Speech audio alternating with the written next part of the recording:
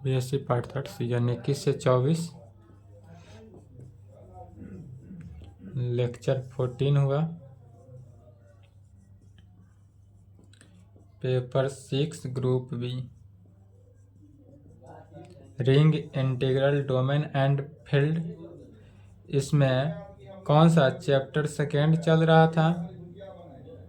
Chapter second, embedding of a ring into another ring and integral domain into field, यही चल रहा था। इसमें एक थ्योरम चल रहा था जो कल आधा पढ़ाए थे और आधा छोड़ दिए थे। थ्योरम 2 चल रहा था, यही था, उसी को लिखेंगे। थ्योरम 2, यह थ्योरम लिखा हुआ होगा, इसको लिखना नहीं है, ठीक है। यही चल रहा था कल। थ्योरम है prove that integral domain can be embedded in a field हो, या prove that a commutative ring without zero divisor can be embedded in a field. हमको दिखाना था, क्या दिखाना है? Embedded in a field. तो इसमें हमने कल प्रूव कहाँ किया था? तो इसमें के लिए हमने माना था, क्या माना गया था? Let D be an integral domain. D जो है वह कोई एन इंटीग्रल डोमेन था, इंटीग्रल डोमेन का है, या commutative ring without zero divisor. तब इसको दिखाना है we have to show that, सब लिखना नहीं है, लिखा हुआ होगा। We have to show that this integral domain, this integral domain D can be embedded होना चाहिए, एम्बेडेड इनटू ए फील्ड, या जो है एम्बेडेड इनटू फील्ड होना चाहिए। एम्बेडेड का मीनिंग क्या होता है कि यदि एस और एफ एम्बेडेड है, इसका मीनिंग हुआ एस आइसोमॉर्फिक होगा किसके? एफ के, जहाँ एफ फील्ड है और एस क्या है? सबरिंग है। तो इसके लिए सबसे पहले दिखाया गया था क्या कंडीशन? इक्विवेलेंस रिलेशन दिखाया गया था। इक्विवेलेंस रिलेशन में क्या था? इक्विवेलेंस रिलेशन कल शो कर दिए थे। इक्विवेलेंस रिलेशन में टोटल 3। पहला प्रूफ हुआ था रिफ्लेक्सिव रिलेशन, दूसरा सिमेट्रिक रिलेशन, तीसरा ट्रांजेटिव रिलेशन। यह तीनों के तीनों प्रूफ हुआ था वहाँ पर। यह इक्विवेलेंस रिलेशन है, यह प्रूफ हो चुका था, और यह बीयू के लिए मोर इम्पोर्टेंट है। और यह जो कुछ थ्योरम पूछेगा वन फुल क्वेश्चन रहेगा, इसलिए लॉन्ग क्वेश्चन है। इसमें ए बी करके नहीं देगा, डायरेक्ट एक क्वेश्चन रहेगा। 11 नंबर नहीं, डायरेक्ट क्वेश्चन रहेगा एक फुल, उसमें ना ए रहेगा ना बी रहेगा। मिथिला में भी वन फुल क्वेश्चन रहेगा। पीयू में पूछ चुका, क्योंकि पीयू का एग्जाम हो चुका। मिथिला का तो आज से एग्जाम स्टार्ट हो रहा है। आज पेपर 5 है, पेपर 6 30 तारीख को उस दिन। और पीपीयू जो है पूछेगा, पीपीयू के लिए भी इम्पोर्टेंट है। तो अब लिखना है यहाँ से आगे, कल जहाँ तक हुआ था उसके आगे से लिखेंगे। यहाँ तक हो चुका था, यहाँ तक नहीं लिखना है। कहेंगे now since the relation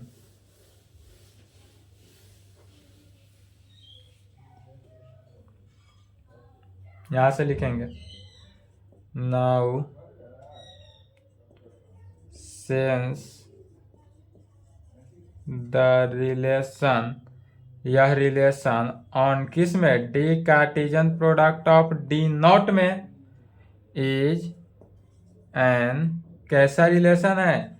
equivalence relation है। या यदि इक्विवेलेंस रिलेशन हो, therefore this relation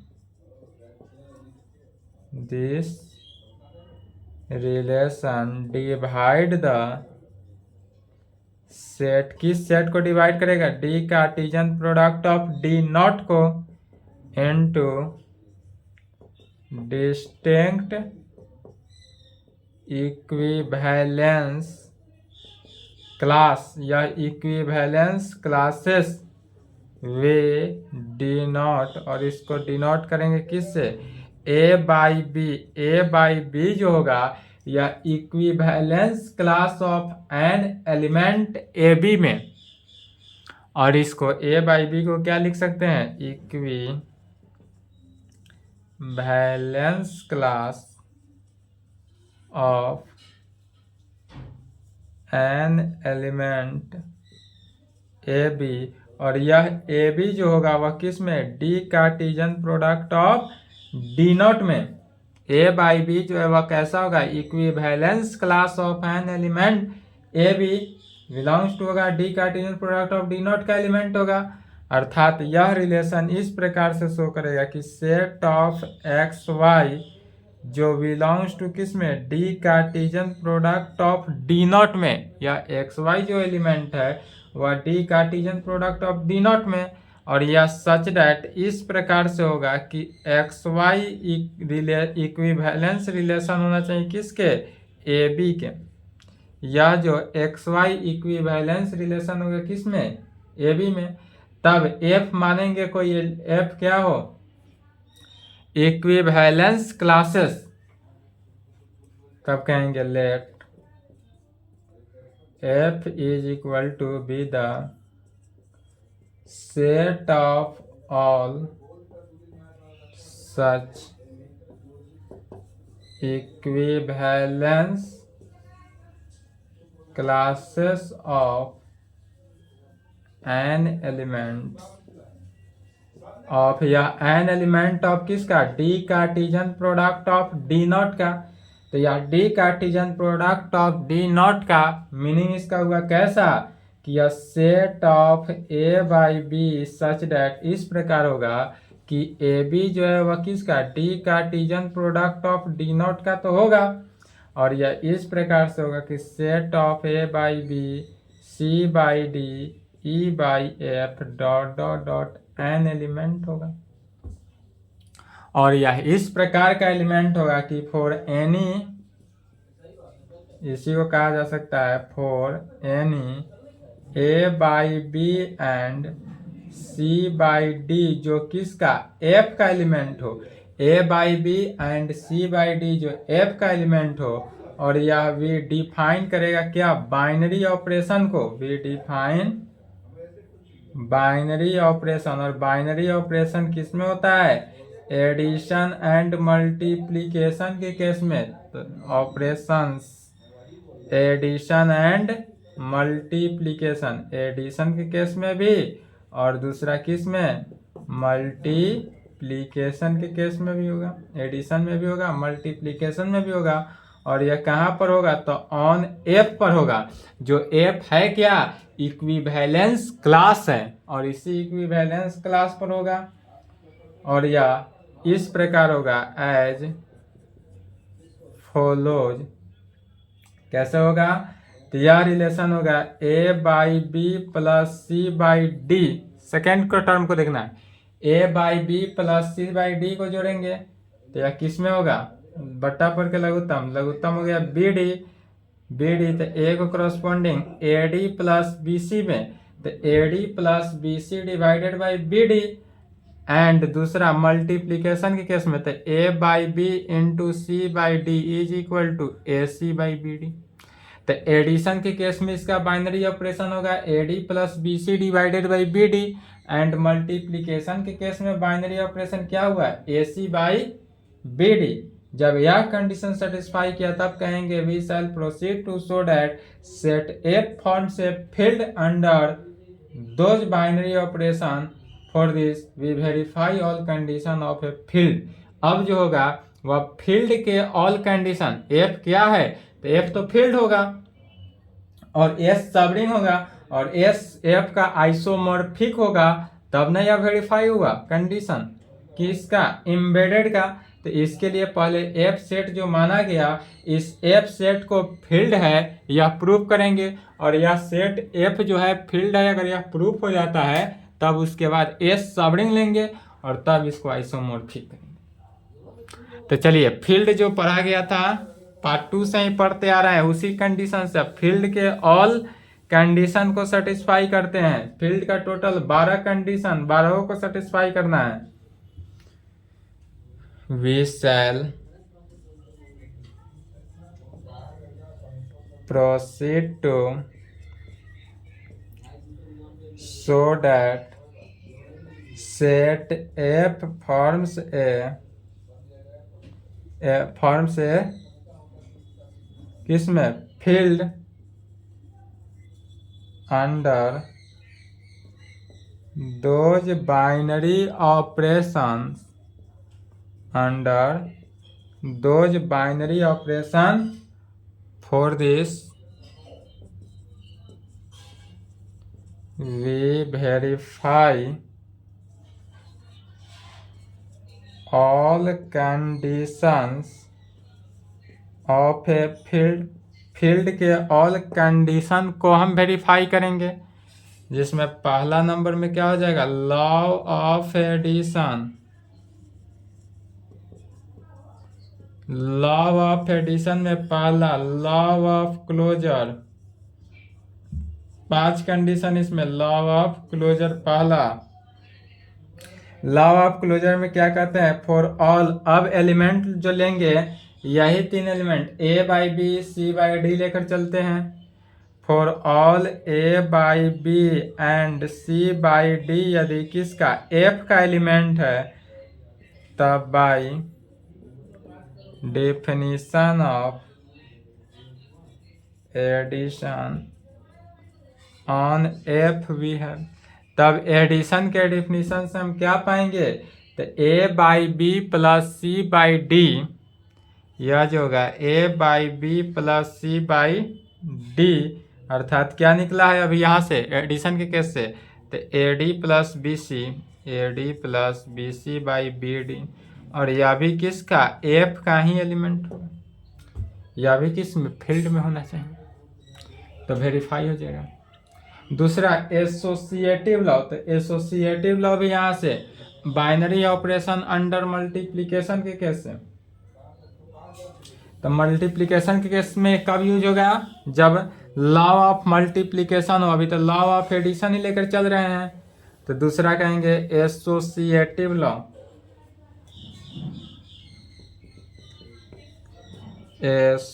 associative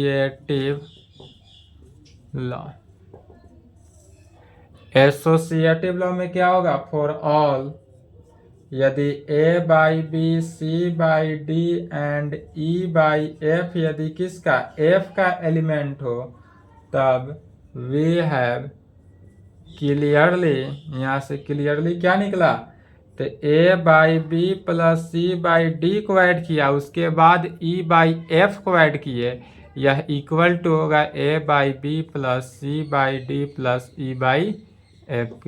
associative law में सिर्फ और सिर्फ क्या होता है, तो ब्रैकेट का चेंजिंग होता है। तीसरा existence of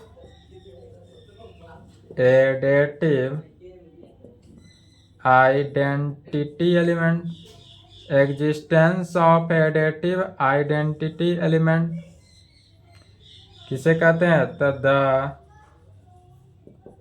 additive identity, the additive identity element of किसका, सेट एफ का, of set F. The additive identity element of set F is, तो 0 बाई बी कहें, A by B, 0 by B belongs to F में 0 by B, जहां ए को क्या ले लेते हैं, 0 ले लेते हैं, जो बी नॉट इक्वल टू 0, तो ए 0 बाई एफ होगा, 0 बाई बी एफ में होगा। लेकिन वेयर, जहां बी नॉट इक्वल टू 0, और सच डैट, इस प्रकार से होगा, और यह इस प्रकार से होगा कैसे, कि C by D plus 0 by B को ऐड करते हैं, तो सी B plus D 0 divided by D B, अर्थात C B by D B में होगा। और C B by D right cancellation law, right cancellation law से हटाएंगे तो क्या हो जाएगा, डी बी बी कैंसिल हो गया, तो सी बाई डी हो जाएगा। और यह for all c by D जो हुआ वह किसका, एफ का एलिमेंट है। तो सी बाई डी को अगर इसका एडेटिव इनवर्स के साथ किए तो यह भी एफ का एलिमेंट है, एफ है, यह भी किसका, एफ का एलिमेंट हुआ, यह प्रूफ। चौथा existence of additive inverse element हो, तब क्या प्रूफ करेंगे। सभी को बारी बारी से प्रूव करते चले जाना है फील्ड के ऑल कंडीशंस को। जहां वेरीफाई हुआ वहां फील्ड के कंडीशन सेटिस्फाई हो जाएगा। चौथा, existence of additive inverse element. Existence of additive inverse element किसे कहेंगे? तो the additive inverse of any element किसका A by B belongs to F में हो इज तो इसका inverse minus A by B. इसका एडेटिव इनवर्स कितना होता है? माइनस होता है, तो निगेटिव होता है, तो माइनस ए बाई बी जो होगा यह भी किसका? एफ में ही होगा। और यह सच डैट इस प्रकार से होगा कि ए बाई बी को A by B plus minus A by B करे तो यह A minus A by B अर्थात यह 0 बाई बी में होगा। पांचवा, कम्यूटेटिव लॉ। कम्यूटेटिव लॉ में क्या होता है? फॉर ऑल यदि ए by B and C by d F का एलिमेंट है, वी हैव क्लियरली, यहाँ से क्लियर क्या हुआ कि a by B plus C by D को ऐड करें या इक्वल टू होगा c by D plus a by b के। यह लॉ ऑफ एडिशन का ऑल कंडीशन सेटिस्फाई हुआ, डेट इज यह अबेलियन ग्रुप हुआ। अबेलियन ग्रुप के कंडीशन को सेटिस्फाई किया। दूसरा, law of multiplication. Law of multiplication, चूंकि यह फील्ड है, ए फील्ड है, यह दिखाना है, तो फील्ड दिखाने के लिए लॉ ऑफ मल्टीप्लिकेशन में भी यही पांचों कंडीशन दूसरा में दिखाएंगे। Law of multiplication,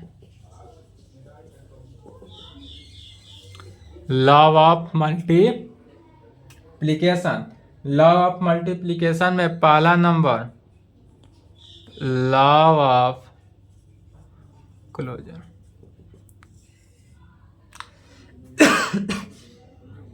law of closure verify करेंगे।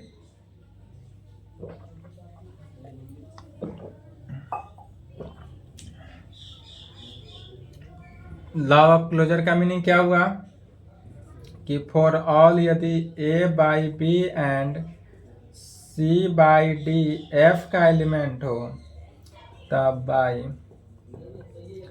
डेफिनेशन ऑफ, किसके डेफिनेशन से? Multiplication of F we have. Multiplication के डेफिनेशन से क्या प्राप्त होता है? ए by B into C by D is equal to A C by B d. और यह a C by B d जो होगा यह भी किसका? एफ का ही एलिमेंट होगा, डेट इज फील्ड का ही एलिमेंट होगा। दूसरा में क्या प्रूव करते हैं? Associative law. एसोसिएटिव लॉ का मीनिंग क्या हुआ? फॉर ऑल यदि ए by B C by D and E by F यदि किसका? एफ का एलिमेंट हो, या सब के सब एफ डेट इज फील्ड का एलिमेंट हो, तब बाय डेफिनेशन ऑफ तब वी हैव क्लियरली, इससे क्लियरली क्या हुआ कि ए बाई बी को सी बाई डी के साथ मल्टीप्लाई करे इनटू ई बाई एफ के साथ मल्टीप्लाई करे, यह इज इक्वल टू ए को क्या होगा? बाहर निकाल देगा। ए बाहर निकल गया c by d into e by f में, और यह एसोसिएटिव को कंडीशन को होल्ड किया। एसोसिएटिव मीन्स क्या होता है? यह सिर्फ और सिर्फ ब्रैकेट का चेंज करता है, माने दो आदमी है बीच में तीसरा आदमी को लाएंगे तो वही कार्य करेगा जो बताया गया है। ट्रिक उसी ट्रिक पे काम करता है। तीसरा, existence of multiplicative identity element. क्या होता है? Third, existence of multiplicative identity element. Existence of multiplicative identity element क्या है? तो कहेंगे द मल्टीप्लिकेटिव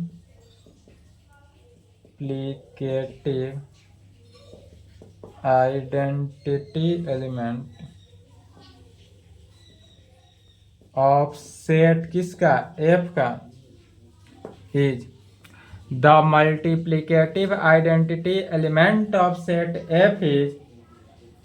अब मल्टीप्लिकेटिव के लिए सेम लेकर चलते हैं, तो मल्टीप्लिकेटिव में क्या लेकर चलेंगे? तो b बाई बी। तो b बाई बी यदि f का एलिमेंट हो वेयर जहां b not equal to zero, b by b f का एलिमेंट है b not equal to zero, नीचे वाला डिनोमिनेटर के b को बोला, यदि डिनोमिनेटर का b जीरो की इक्वल हो जाए तो किसी भी टर्म बाई जीरो होता है वह वैल्यू इनफाइनाइट हो जाता है। और यह इस प्रकार से होगा सच डैट कि c बाई डी को b बाई डी के साथ मल्टीप्लाई करते हैं तो क्या हो जाएगा? C B by d d, c B by D b, b के साथ में, तो C B by D b. और यह राइट कैंसिलेशन लॉ से b कैंसिल हो गया तो क्या बचा? c by D.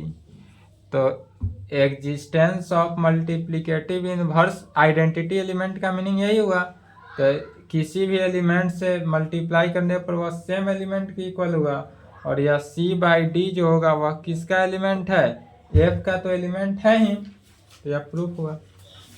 चौथा, existence of multiplicative inverse element को दर्शाएंगे। Existence of multiplicative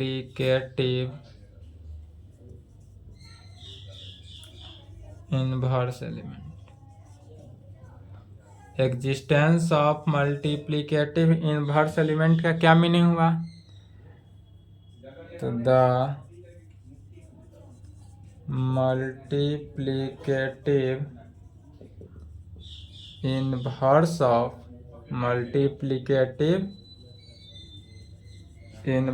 of any element. यदि हम कोई एनी एलिमेंट लेकर चलते हैं किस में? तो multiplicative additive inverse element, additive नहीं मल्टीप्लिकेटिव इनवर्स एलिमेंट में। तो यह वैल्यू इस प्रकार से लेकर चलते हैं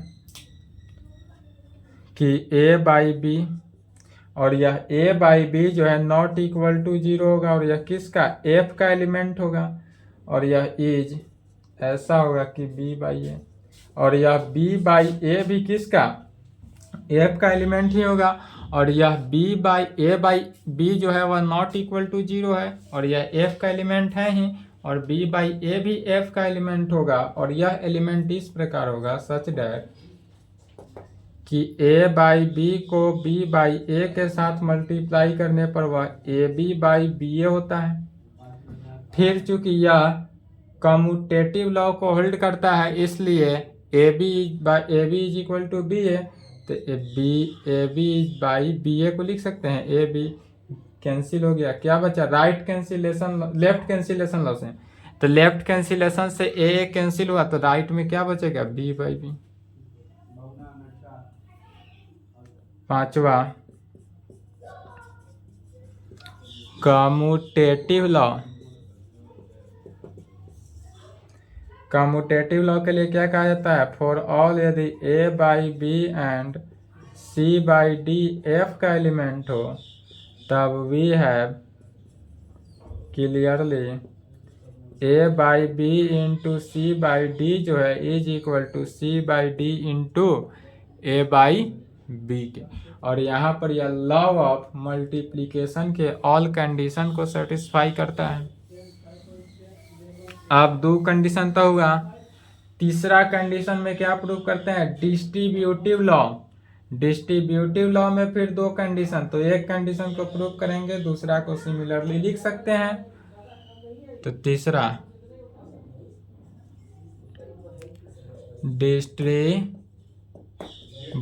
लॉ, डिस्ट्रीब्यूटिव लॉ में लिखेंगे फॉर ऑल, यदि ए बाई बी ले लेते हैं, सी बाई डी ले लेते हैं एंड ई बाई एफ, जो किसका, एफ का एलिमेंट हो, तब वी हैव, कैसा होगा, पहला a by B into C by D plus E by f में यह लेकर चलते हैं ए बाई बी और दिखाएंगे इससे क्या कि a by B into C by D plus a by B into e by f दोनों से मल्टीप्लाई करेंगे, यह वैल्यू दिखा दिए तो यह डिस्ट्रीब्यूटिव लॉ को होल्ड किया।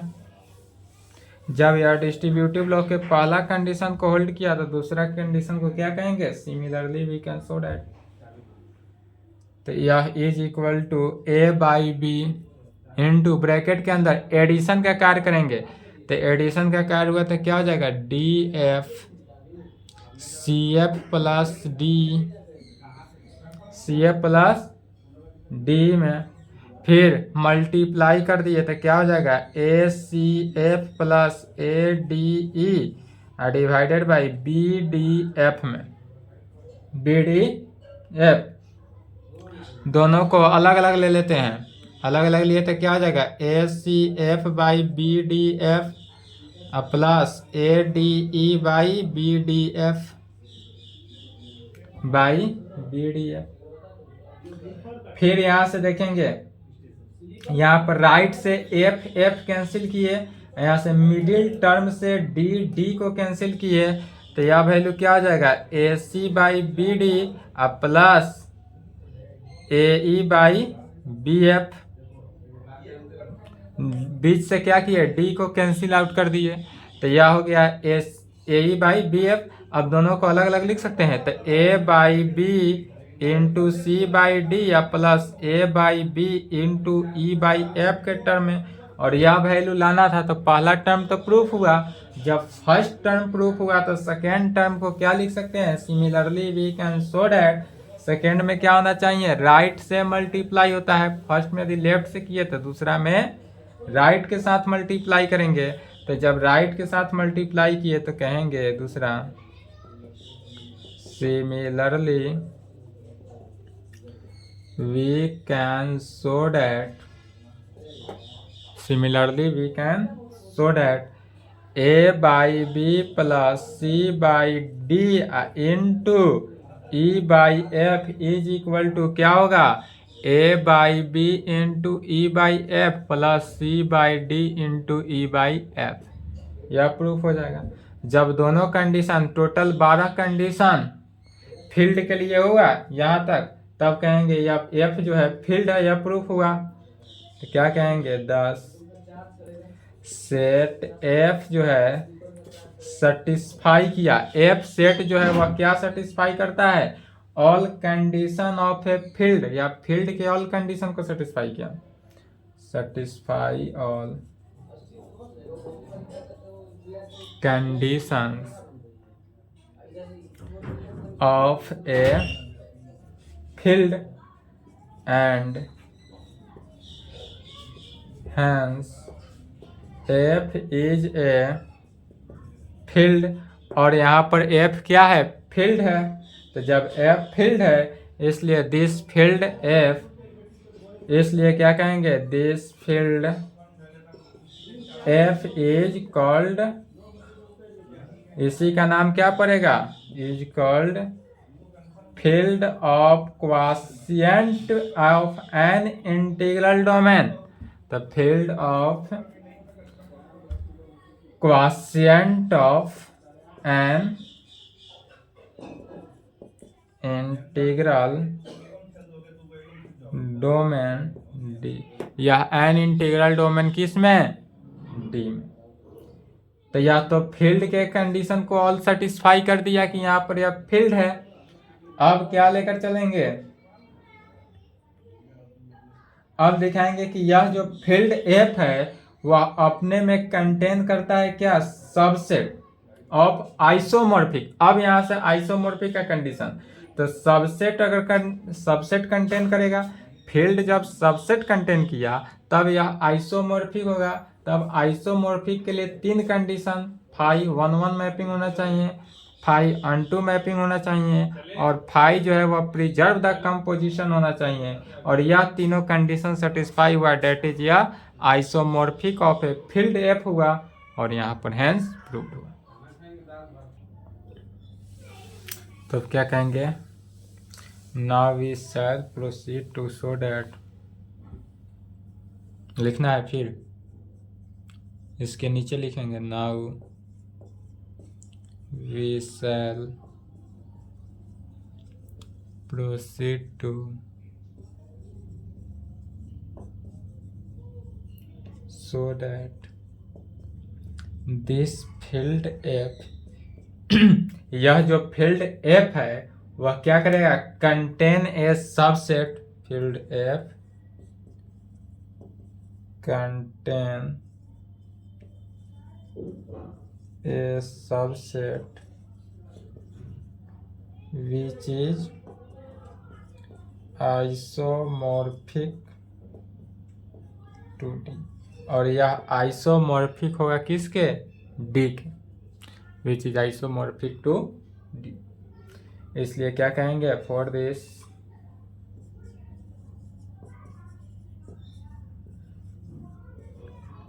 We consider the set.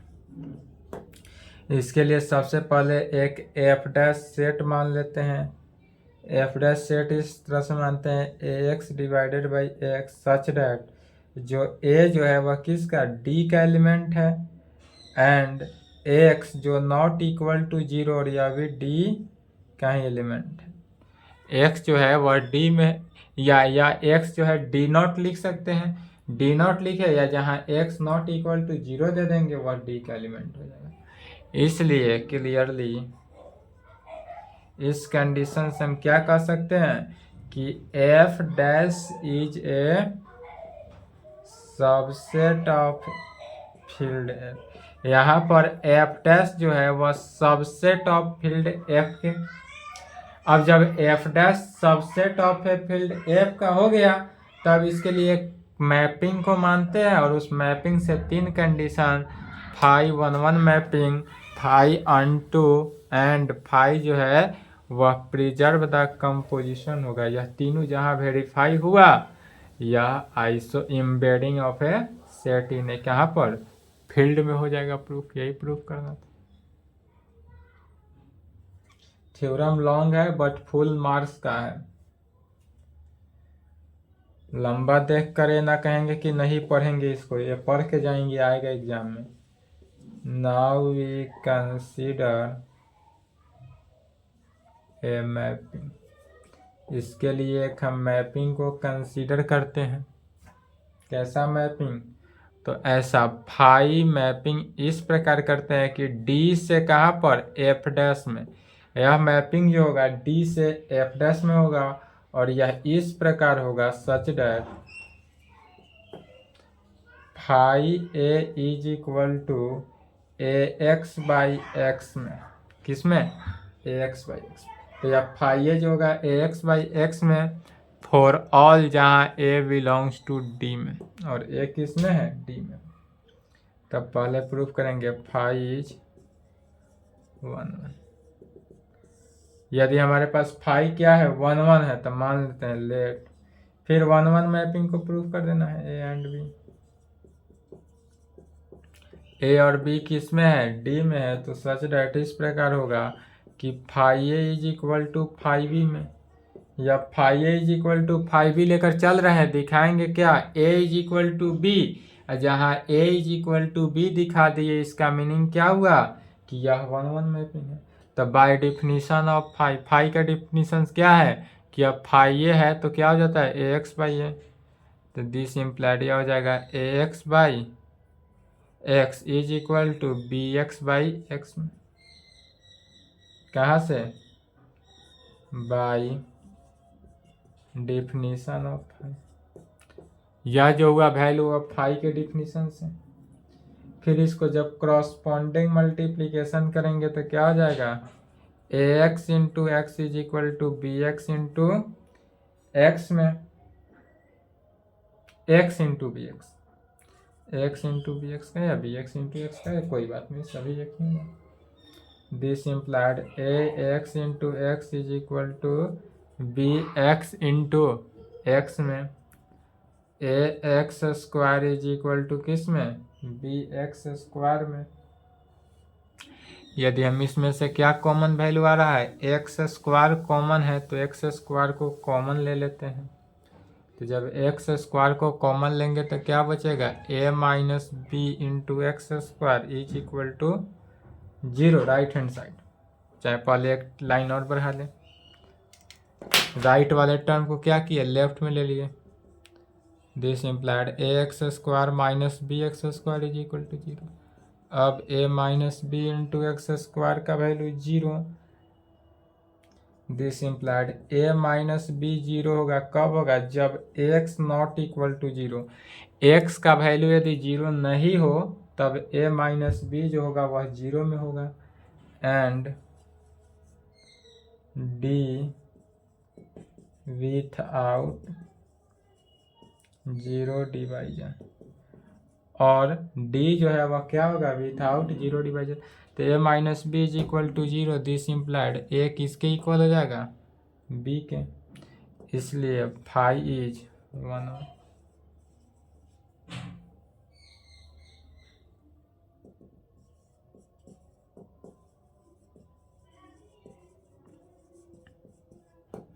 Phi 1 1 mapping हो गया।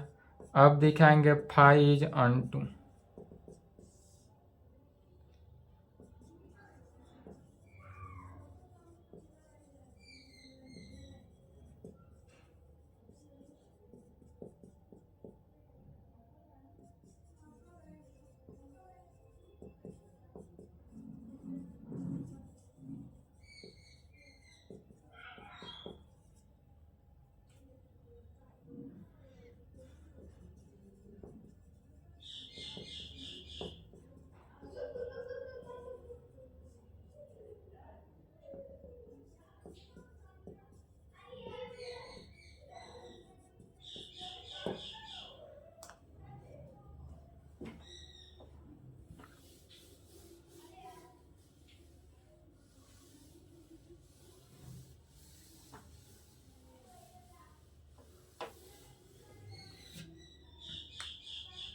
फाई ऑन2 हुआ, यह भी प्रूफ हुआ। अब क्या दिखाएंगे? तब फाई जो है वह preserve the composition under addition and multiplication के केस में, दोनों केस में दिखाना है। तब phi preserve the composition under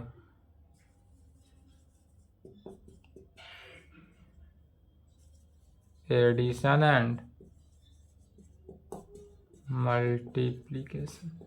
यह जो होगा फाई जो है वह प्रिजर्व द कंपोजिशन है अंडर एडिशन एंड मल्टीप्लीकेशन के केस में। तो इसके लिए मान लेते हैं लेट ए एंड बी यदि किसका? डी का एलिमेंट हो, इसलिए बाई डिफिनीशन ऑफ डी। यहाँ पर क्या होगा? डी के डिफिनीशन, सॉरी फाई का डिफिनीशन से, by definition of phi. Phi का डिफिनीशन क्या कहता है? यदि फाई ए हो तो यह ए एक्स में हो जाता है, तो phi a is equal to a x, ये डिफिनीशन था। तो phi a is equal to a x by x and phi b ले लें तो बी एक्स बाई एक्स में होगा। फाई बी ले ले तो क्या हो जाएगा? B x by b. तो प्रिजर्व द कंपोजिशन या ग्रुप थ्योरी में ही चला था, इसलिए कहेंगे सिंस यदि ए बी डी का एलिमेंट है, this implied a plus b जो होगा यह भी डी का एलिमेंट होगा एंड ए बी जो होगा यह भी डी का एलिमेंट होगा। माने एडिशन के केस में भी डी का एलिमेंट और मल्टीप्लीकेशन के केस में भी होगा। इसलिए बाय डिफिनीशन ऑफ फाई, इसलिए बाय फाई के डिफिनीशन से तो phi of a plus b का वैल्यू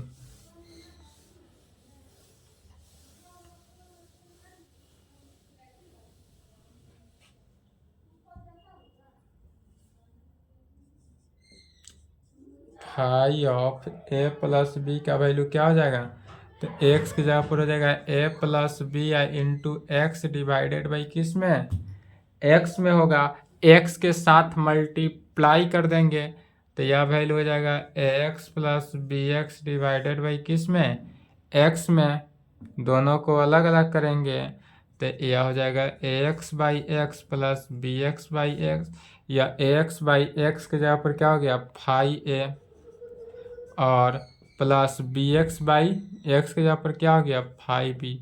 तो फाई ए प्लस बी लेकर चले थे, phi a plus phi b निकल गया, या किसको, एडिशन के case preserve the composition under addition हुआ।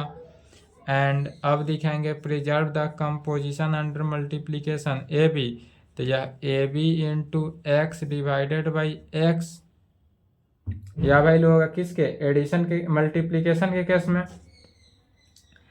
डेट इज, इसी में क्या करेंगे, तो a b x divided by x में एक्स से गुना एक्स से भाग बने एक्स से मल्टीप्लाई और एक्स से डिवाइड कर सकते हैं, तो यह वैल्यू क्या आ जाएगा, अब एक को एक्स के साथ तो a x into b x है divided by x into x, अलग अलग करेंगे तो a x by x into b x by x हो जाएगा।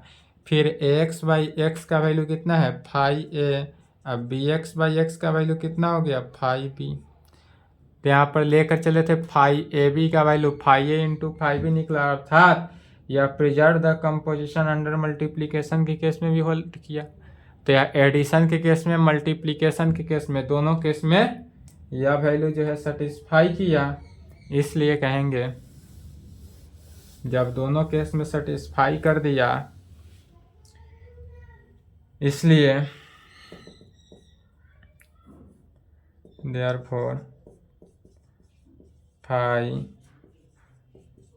Preserve the composition under addition and multiplication, यह जो होगा एडिशन एंड मल्टीप्लिकेशन के केस में होल्ड किया, इसलिए कहेंगे है फाई कहाँ से, डी मैप से एफ डैश में इज एन आइसोमॉर्फिक, यह जो होगा आइसोमॉर्फिज्म होगा, यह क्या हुआ आइसोमॉर्फिज्म, जब यह आइसोमॉर्फिज्म हुआ इसलिए डी जो हुआ आइसोमॉर्फिज्म ऑफ एफ कहें, या डेट इज एफ डैश, या that is f dash isomorphism to d, d isomorphism of f dash कहें या f dash isomorphism of d हो गया, और यही प्रूफ करना था, तो कहेंगे हैं integral domain D can be embedded into a field F,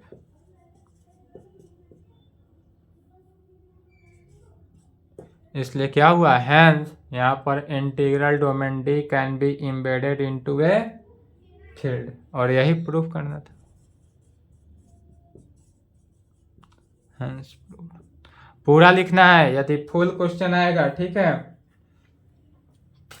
समझने में दिक्कत हुआ हो तो संपर्क कर सकते हैं, या पूरा लिखना है कहाँ से, लेक्चर 13 से, कल जो क्लास चला था वहां से लेकर आज तक 2 क्लास में इसका सॉल्यूशन हुआ है, पूरा वहां से यहाँ तक लिखेंगे फुल मार्क्स का।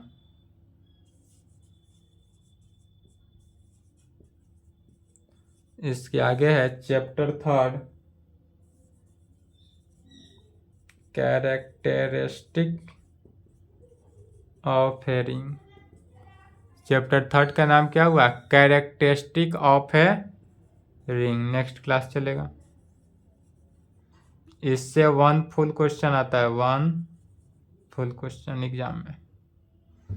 चैप्टर 2 से भी 1 फुल क्वेश्चन तो सॉल्व हो ही गया, जो इम्पोर्टेंट है इसमें भी है, जो चूज किया हुआ क्वेश्चन है वही आएगा, उसी को देखा जाएगा।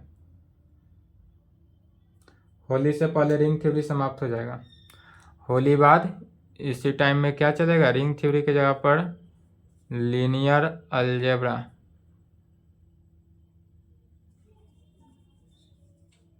या वेक्टर स्पेस, इसी का नाम होता है, लीनियर अलजेब्रा का ही नाम है वेक्टर स्पेस।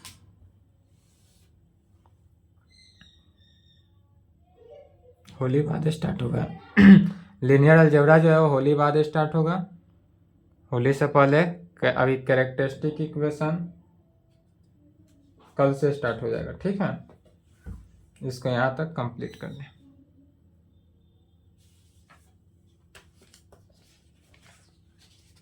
टोटल 4 चैप्टर हैं, 5 चैप्टर हैं।